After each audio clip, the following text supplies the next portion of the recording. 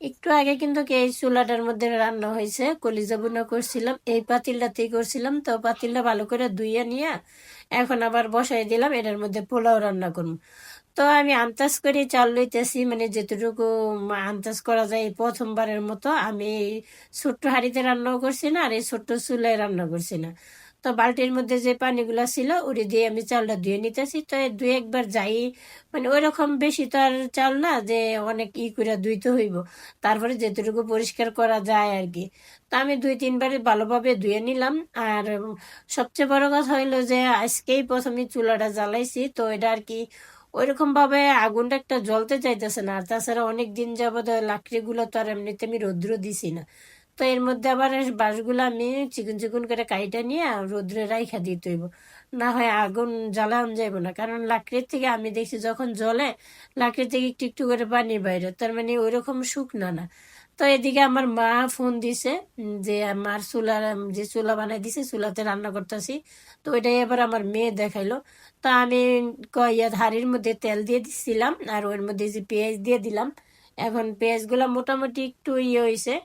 চালগুলা যে ধুয়ে রেখে দিয়েছিলাম, তো সম্পূর্ণ চালগুলাই দিয়ে দিতে আসি। আমার মনে হইতেছে না যে হাঁড়িটা ভরবো। তো যাই হোক, দেখা যাক এই চালগুলো মানে হাঁড়িটার মধ্যে আটে কিনা। যদি ঠিকঠাক মতন এর মধ্যে আটে তো হয়তো অল্প পরিমাণে কমাই দিতে হইব, আর না হয় অল্প পরিমাণে বাড়াই দিতে হইব। কারণ মাফার একটা কিছু নিতে হইব, মানে চাল মাফার একটা কিছু নিতে হইব। এইরকম তার ক্যাশ করে রান্না করা যায়ও না। যদি বেশি হয় তাহলে তো ওইভাবেই হইব না, রান্না করা যাইব না। তো একটু আদা বাটা দিয়ে দিতেছি পোলাওর মধ্যে। যতই অল্প রান্না হোক, রান্না তো রান্নাই, রান্নার মধ্যে সবকিছু ঠিকঠাক মতন না হইলে একদমই খাইতে ভালো লাগে না।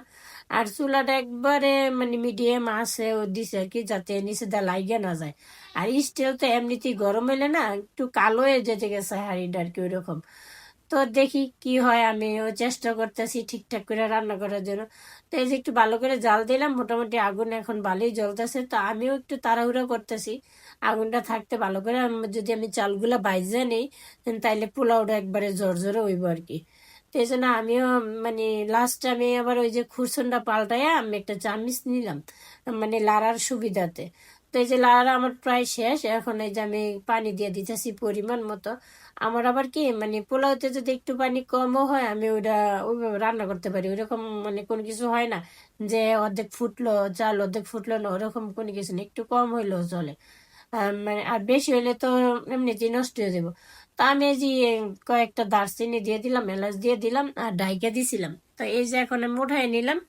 ওটাই দেখতেছি যে এখন দমে দেওয়ার সময় হয়ে গেছে, মানে একটু নাড়াচাড়া দিয়ে আমি এটা একটু দমে দিয়ে দিলাম। দমে দিয়ে দেখা যায় যে দুই তিন তিন চার মিনিট পরে উঠাইলেই দেখা যাইব আর কি এটা কিরকম হইলো।